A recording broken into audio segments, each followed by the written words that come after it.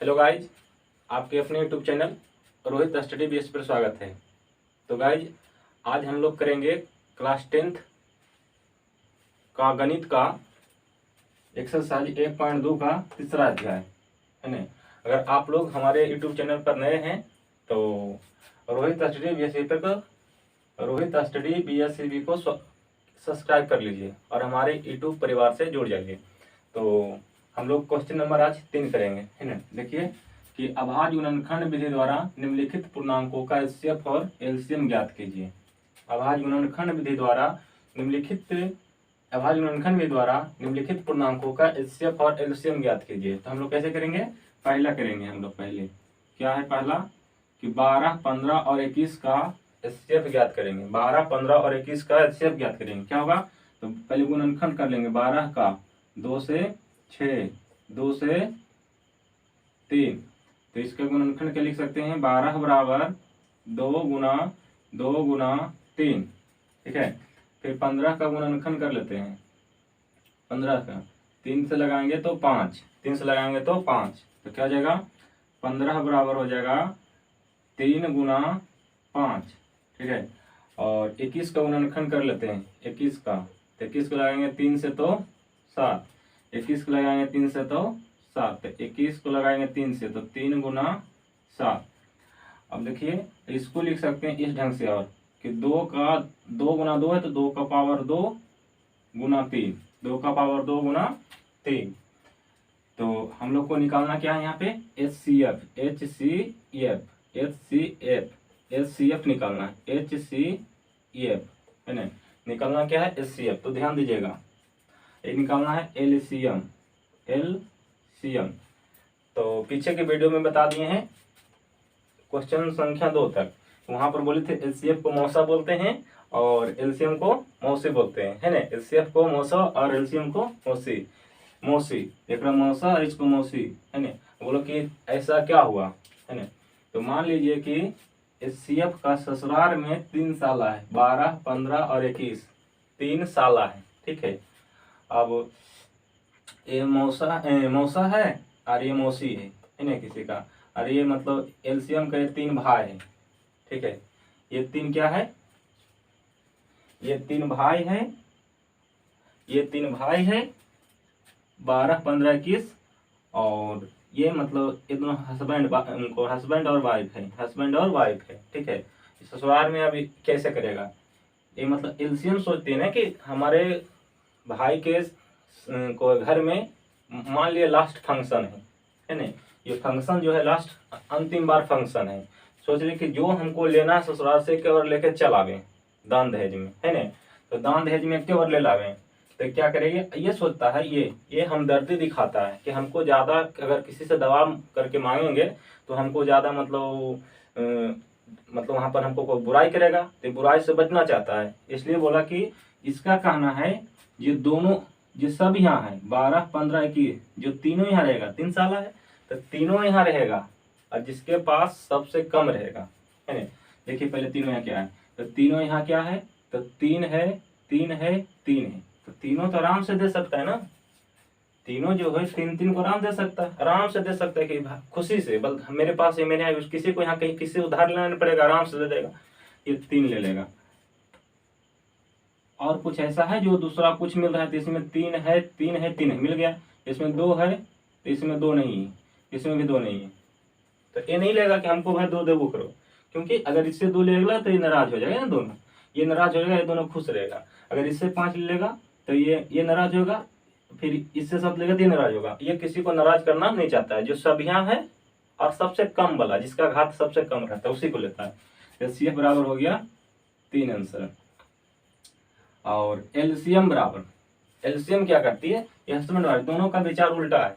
ये सोचती कि जितना मिल रहा है एक ही बार लेकर चला, क्योंकि अंतिम बार फंक्शन है ना। फिर मिलेगा कि मिलेगा को क्या जरूरी है। तो देखिए कैसे होगा।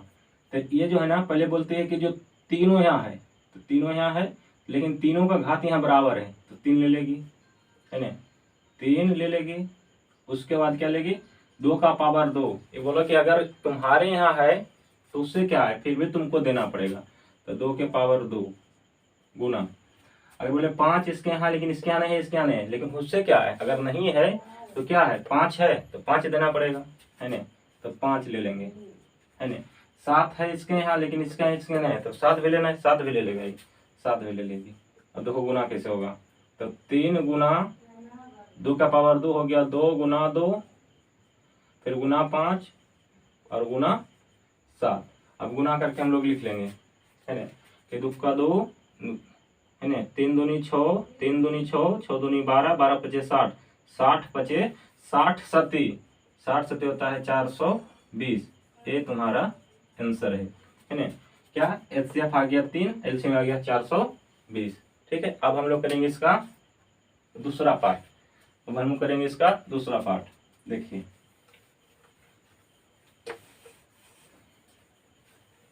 दूसरा पार्ट, देखिए दूसरा पार्ट क्या है, दूसरा पार्ट क्या है, 17, 23, 29।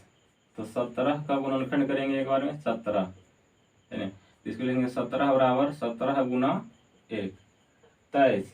तो 23 का गुणनखंड करेंगे तो क्या हो जाएगा, 23 लगाएंगे तो 1 हो जाएगा, 23 हो गया, 23 गुना 1, 29। 29 का गुणनखंड करेंगे तो हो जाएगा कितना, 1। तो 29 बराबर 29 गुना 1। ठीक है, अब निकालना है HCF, है ना, HCF क्या होता है, देखिए HCF कहता है फिर जो तीनों यहाँ वही लेगा। HCF क्या कहता है, जो तीनों यहाँ वही लेगा और जिसके पास कम घात रहेगा वही लेगा। HCF क्या कहता है, जो तीनों यहाँ वो लेगा और जिसके पास कम रहेगा वो लेगा। देखिए 1 है, 1 है, 1 है, तीनों यहाँ है, लेकिन 17 है, 23 है, 29 है, तीनों यहाँ नहीं है, तो एक क्या लेगा, 1 को लेगा, तो इसका HCF 1 हो जाएगा। और एलसीएम जो है ना, एलसीएम क्या कहती है, मतलब हस्बैंड वाइफ है, इसका भी चाहे इसका भी उल्टा है ना। ये तीनों यहाँ रहता है कम घात वाला, ये तीनों यहाँ रहता है ज्यादा घात वाला। तो क्या हो जाएगा, 17, पहले देखिए तीनों ये क्या है, 1 है, 1 है, 1 है, तो 1 ले लेगा, तो 1 का 1 लो या नहीं लो बात बराबर है, चलो 1 ले लेते हैं, गुना 17 ले लेंगे, 23 और 29। ठीक है, अब 1 गुना 17 करेंगे, 17 मिलेगा, इससे इस 1 को अगर किसी में गुना कर दें उसका रिजल्ट में कोई प्रभाव नहीं पड़ता है ना। तो क्या हो जाएगा, 17 गुना 23 गुना 29, हाँ 17 गुना 23 किया जाए, 17 गुना 23 करेंगे, है ना। तो 7 21 के 1 हाथ में 2, 3 का 2 5, 7 दूनी 14, 4 हाथ में 1, 3 का 3 2, 3 का 2 का 2 1 3, 1 5 4 9 और 3 391। फिर करेंगे गुना 29 गुना 29, 99 9 81 9 हाथ में 8 और 9 3 27 और 8 35। फिर 2 का 2, 9 18 का हाथ में 1, 3 6 1 7, तो 9 3 और 8 5 13 हाथ में 1, 7 3 10 और 1 11। इसका एलसीएम आ जाएगा 11,339, 11,339, 11,339। ये हो गया पार्ट 2, इसका पार्ट 2 खत्म। अब पार्ट 3 हम लोग पढ़ेंगे। पार्ट 3 देखिए, पार्ट 3 क्या है, 8। तो 8 का करेंगे गुणनखंड, है ना, 2 से 4, 2 से 2, है ना। तो 8 को क्या लिख सकते हैं, 2 गुना 2 गुना 2। अब है 9 को करेंगे 3 से 3, तो 9 वाला लिखेंगे 3 गुना 3। अब इसको क्या लिख सकते हैं, 2 का पावर 3, इसको लिख सकते हैं 3 का पावर 2। 25 को क्या लिखेंगे, 25 को, अच्छा 25 का गुणनखंड कर लेंगे तो फिर लिखेंगे 25 को 5 लगाएंगे तो 5, तो 25 बराबर हो जाएगा 5 गुना 5, 5 गुना 5 बराबर कितना, 2 के 5 के पावर 2, 5 के पावर 2। HCF निकालना है। HCF क्या इतना होगा, जो तीनों मिलेगा वही HCF होगा। तो तीनों में क्या मिल रहा है ना, 3 के पावर 2, 2 के पावर 3, 3 के पावर 2, 5 के पावर 2 मिल रहा है ना। क्या इसको हम गुना 1 लिख सकते हैं, गुना 1 लिख सकते हैं, गुना 1 लिख सकते हैं जी। इससे मान में उसका कोई अंतर नहीं होगा। तो क्या हो जाएगा, एचसीएफ इसका हो जाएगा 1 ही, है ना। अगर ये ले ले तो ये नाराज हो जाएगा, अगर ये ले लेगा तो नाराज होगा, 5 के पावर 2 लेगा तो ये नाराज होगा। ये किसी को नाराज नहीं करना चाहता है कि 1 ले लिया, किसी का मानों का अंतर नहीं हुआ। एलसीएम एलसीएम एलसीएम एलसीएम बराबर क्या है, तो इसका विचार से इसका विचार उल्टा है। क्या है, 2 के पावर 3 लेगा, है ना, तो 2 के पावर 3 ले लिया, और 3 के पावर 2 ले लिया, और 5 के पावर 2 ले लिया, ठीक है। तो हो गया 2 के पावर 3 8, 3 के पावर 2 9, 5 के पावर 2 25, है ना। हम लोग इसको गुना कर देंगे, एलसीएम आ जाएगा 25 × 200 और 2 9 1800, 1800 इसका आंसर हो जाएगा 1800, इसका आंसर हो जाएगा 1800। तो हम लोग क्वेश्चन नंबर 3 का पहला पार्ट, दूसरा पार्ट और तीसरा पार्ट कर लिए। आप लोग लिखिए, देखिए अब हम लोग क्वेश्चन नंबर करेंगे 4। क्वेश्चन नंबर करेंगे 4, क्या है कि एचसीएफ 306 और 657 बराबर 9 दिया है, तो एलसीएम 306 और 657 का ज्ञात कीजिए, ठीक है। तो लिखेंगे हल, इसका हल में लिखेंगे कि दिया है कि क्या एचसीएफ बराबर हो 306 और 657 का दिया है बराबर 9। हमको निकालना क्या है, एलसीएम 306 और 657 का। ये वीवीआई है, परीक्षा की दृष्टि से वीवीआई आता है ना, बराबर व्हाट, यही निकालना हमको, बराबर व्हाट, यही निकालना है। तो इस फार्मूला को इस हिसाब को बनाने के पहले एक फार्मूला याद होना चाहिए, है ना। ये होता है कि पहली संख्या गुना दूसरी संख्या बराबर एचसीएफ गुना एलसीएम, एचसीएफ गुना एलसीएम, एचसीएफ गुना एलसीएम, ठीक है। पहली संख्या का ना दूसरी संख्या, तो यहाँ मान लेंगे पहली संख्या 306 को, दूसरी संख्या 657 को। पहली संख्या 306 और दूसरी संख्या 657 को, तो पहली संख्या हो जाएगा यहाँ क्या, इसको ऐसे लिख लेते हैं, पहली संख्या 306 और दूसरी संख्या 657, तो एचसीएफ 306 और 357 का दिया हुआ है 9, लिखेंगे 9 गुना एलसीएम को निकालना है, तो लिखेंगे एलसीएम, अब 306 गुना 657, देखिए एलसीएम के साथ 9 है, गुना में इधर आएगा तो भाग में, बराबर 9 बराबर एलसीएम। इसको कटेता है, काट देते हैं, है ना, हाँ कटता है ये 3, देखिए कटा के दिखा देते हैं, 306 9 से 9 27 3 और 6, है ना, तो 34, फिर 9 चौका 36, 34 बार में कट जाता है, 34 बार में। फिर इसलिए एलसीएम बराबर, इसलिए एलसीएम बराबर क्या आ जाएगा, तो 657 गुना 34, है ना, 7 चौका 28 का 8, हाथ में 2, 5 चौका 20 2 22, हाथ में 2, 6 24 2 26, 7 21 के 1, 7 21 के 1, हाथ में 2, और 5 15 17, हाथ में 1, 6 18 1 19, तो 8 3 7 6 13 के 3, हाथ में 1, 9 2 11, 1 12 2 और 2, 22,338, 22,338, यही इसका हो गया एलसीएम। तो हम लोग क्वेश्चन नंबर 4 कर लिए, अब क्वेश्चन नंबर 5 करेंगे। देखिए अब हम लोग क्वेश्चन नंबर करेंगे 5। क्वेश्चन नंबर 5 क्या है कि जांच कीजिए कि क्या किसी प्राकृतिक संख्या n के लिए संख्या 6 के पावर n अंक शून्य पर समाप्त हो सकती है ना। लेकिन हल करके लिखेंगे, दिया है कि 6 के पावर n, तो 6 के पावर n को हम सब क्या लिख सकते हैं, 6 के पावर n को क्या लिख सकते हैं, क्या कि 2 गुना 3 का पावर n, 2 गुना 3 का पावर n।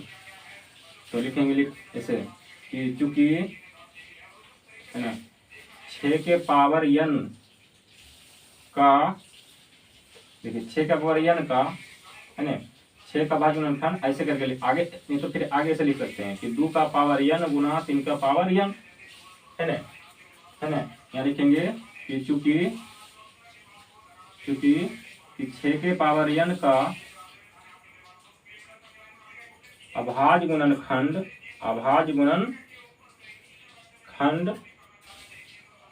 2 और 3 का है, 2 और 3 का है ना, 2 और 3 का है। और 6 के पावर n, 6 का पावर n ऐसे, और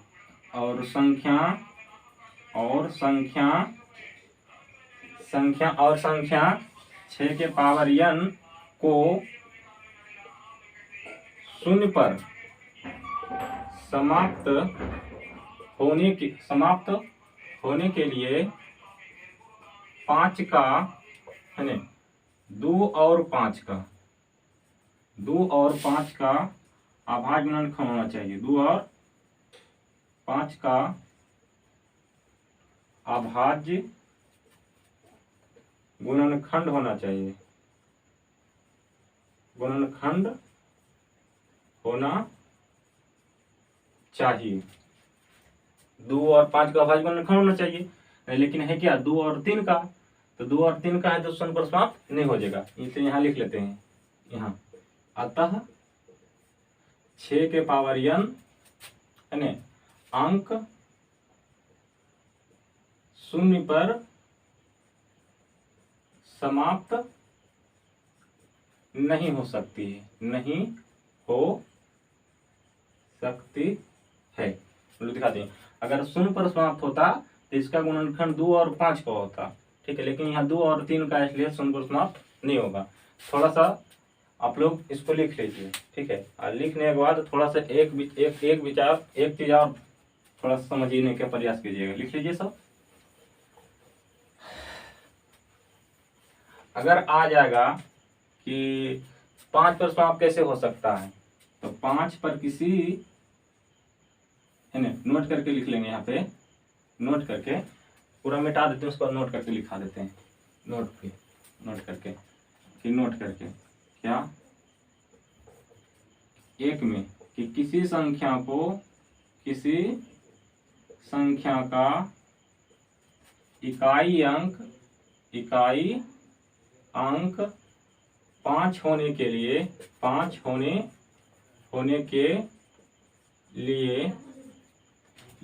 इकाई अंक 5 होने के लिए उस संख्या का अभाज्य गुणनखंड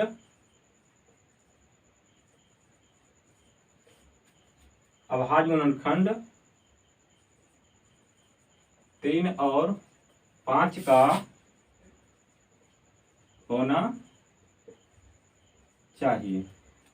दूसरा गुण, पहला तो लिखा देंगे कि शून्य पर समाप्त होने के लिए 2 और 5 का अभाज्य गुणनखंड होना चाहिए। शून्य पर समाप्त होने के लिए 2 और 5 का गुणनखंड होना चाहिए।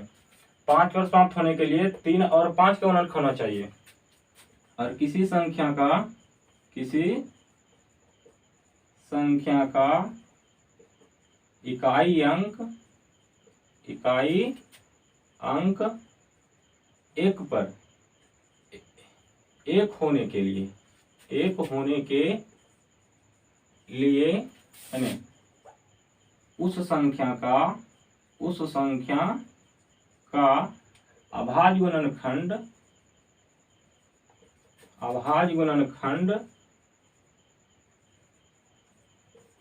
कितना, 3 और 7 का होना चाहिए, 7 का होना चाहिए। अगर किसी संख्या का इकाई अंक 1 पर समाप्त होने के लिए उस संख्या का अभाज्य गुणनखंड 3 और 5 का होना चाहिए, और 5 पर समाप्त होने के लिए 3 और 5 का होना चाहिए। अगर शून्य पर समाप्त होने के लिए 2 और 5 का गुणनखंड होना चाहिए। तो हम लोग क्वेश्चन नंबर 5 कर लिए। अब उसके लिए थोड़ा सा हम लोग नोट करके लिख लें, जो कि ऑब्जेक्टिव में काम देगा। आगे हम लोग क्वेश्चन देखेंगे। अब हम लोग करेंगे क्वेश्चन नंबर 6 क्या है कि व्याख्या कीजिए कि 7 गुना 11 गुना 13, यहाँ देखिए थोड़ा सा मिस्टेक हो गया। 7 गुना 11 गुना 13 प्लस 13 और 7 गुना 6 गुना 5 गुना 4 गुना 3 गुना 2 गुना 1 प्लस 5 भाज्य संख्याएं क्यों है ना, भाज्य संख्याएं क्यों है। 1 मिनट अब ध्यान देना है, इसका सॉल्यूशन करेंगे। देखिए इसको पहले उठा लेते हैं, क्या है 7 गुना 11 7 गुना 11 गुना 13 प्लस 13 है ना। तो जो प्लस में है उसका कॉमन ले लेंगे, तो कॉमन ले लेते हैं 13 का, 13 प्लस में 13 का कॉमन तो हो गया 7 गुना 11 और यहाँ 13 आ गया कॉमन में तो हो गया 1 और प्लस 1, ठीक है। तो हो गया 13 और 1 गुना कीजिए 11 7 77 77 गुना 1 77 प्लस 1 78 13 गुना 78 इसलिए सोचते हैं 13 गुना 78 78 अभी टूटेगा है ना। 78 को हम लोग तोड़ेंगे कैसे, 78 को 2 से 39 और 3 से 13 तो क्यों मैं 13 गुना 78 को लिख सकते हैं 2 गुना 3 गुना 13 2 गुना 3 गुना 13 2 गुना 3 गुना 13। अब इसको हम ऐसे लिख सकते हैं ना कि 2 गुना 3 गुना 2 गुना 3 गुना 13 गुना 13। ये क्या है, ये है अभाज्य संख्याओं का गुणनफल है ना। अभाज्य संख्याओं का क्या है, गुणनफल है। तो इसको हम क्या बोलते हैं बताओ, बताए थे गणित के आधारभूत प्रमेय, गणित की आधारभूत प्रमेय में क्या कहता था कि किसी भी भाज्य संख्या को अभाज्य संख्या के गुणनफल में व्यक्त किया सकता था। क्या है, अभाज्य संख्याओं का गुणनफल है ये क्या है, अभाज्य संख्याओं का गुणनफल है, इसलिए इतना क्या है एक भाज्य संख्या लिखेंगे। चूंकि 2 गुना 3 गुना 13 गुना 13 अभाज्य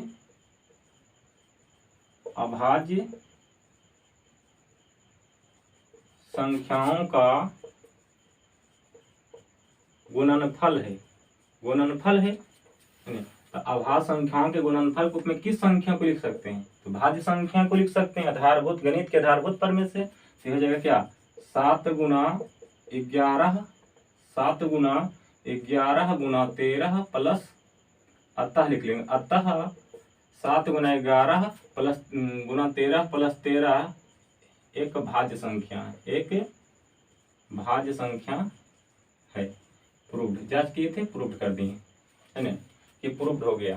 ठीक है, अब हम लोग करेंगे क्वेश्चन नंबर कितना, क्वेश्चन नंबर 6 का दूसरा भाग। एक भाग है ये 2 भाग है, इसमें 2 भाग था तो इस भाग को आप लोग लिखिए और समझ गए। तो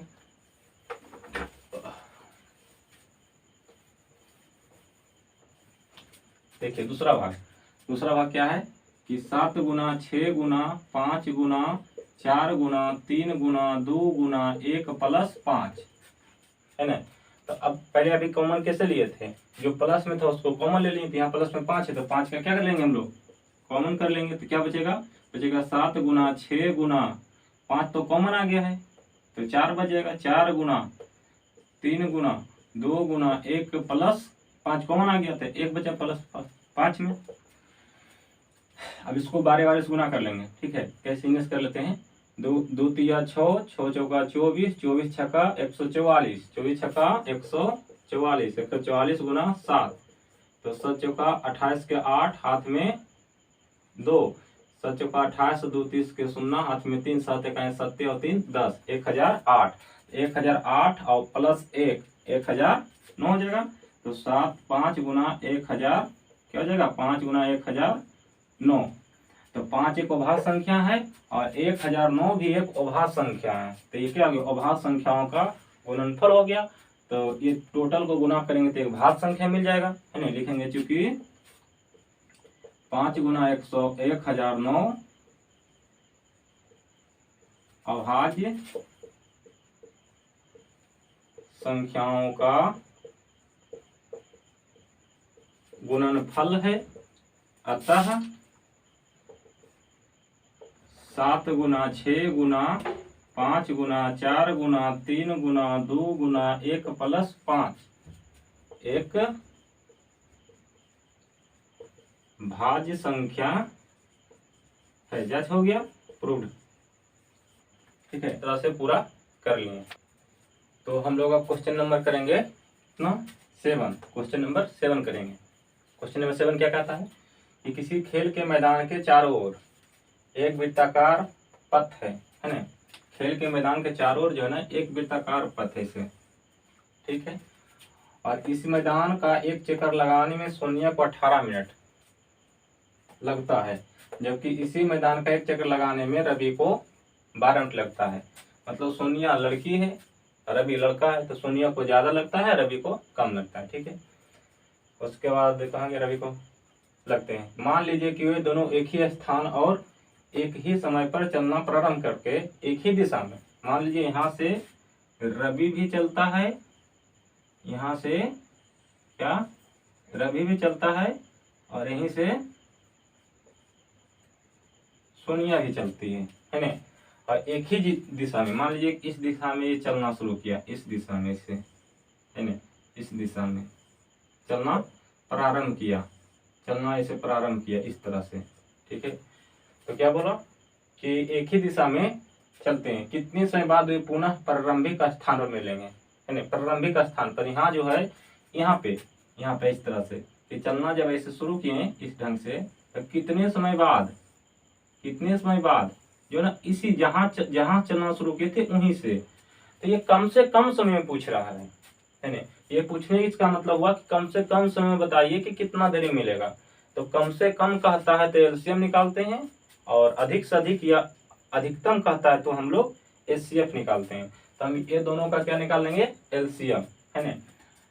तो क्या हो जाएगा, कितना का 18 मिनट, और कहाँ गया आएगा, और जी 18 मिनट लगता है किसको, सोनिया को, और रवि को लगता है 18 मिनट सोनिया को लगता है, और इसी मैदान को रवि को 12 मिनट में चक्कर लगाता है। तो 18 का गुणनखंड कर लेंगे, 2 से 9 और 3 से 3, और 12 का भी गुणनखंड कर लेंगे, 2 से 6 और 2 से 3। तो 18 को लिख सकते हैं 2 गुना 3 गुना 3, और 12 को कर लेंगे 2 गुना 3, ठीक है। अब एलसीएम निकाल रहे हैं ना, एचसीएफ का उल्टा एलसीएम, एचसीएफ को मौसा बोलते हैं तो एचसीएफ को मौसी बोलते हैं। तो एलसीएम का कहना क्या है ना, एलसीएम निकाल रहे हैं, एलसीएम तो इसका इतना मतलब होगा कि 2 गुना 3 के पावर 2, ये हो गया 2 के पावर 2 गुना 3। तो एलसीएम कहता है कि हमें क्या बार जितना लेना दान दहेज ले लेंगे, है ना। तो क्या है एलसीएम, देखिए 2 इसमें भी है 2 इसमें भी है, तो 2 का पावर यहाँ 2 है, यहाँ 2 के पावर 1 है, तो पावर ही ज्यादा लेना पसंद करती है। तो 2 के पावर 2 गुना यहाँ 3 है, यहाँ भी 3 है, लेकिन 3 का पावर यहाँ 1 है, यहाँ 3 के पावर 2 है। तो 3 के पावर 1 नहीं लेके 3 पावर ही 2 लेती है, 3 के पावर 2। तो 2 के पावर 2 4, 3 के पावर 2 9, 9 चौका 36। तो सोनिया और रवि प्रारंभिक स्थान पर 36 मिनट के बाद 36 लिखेंगे, अतः सोनिया और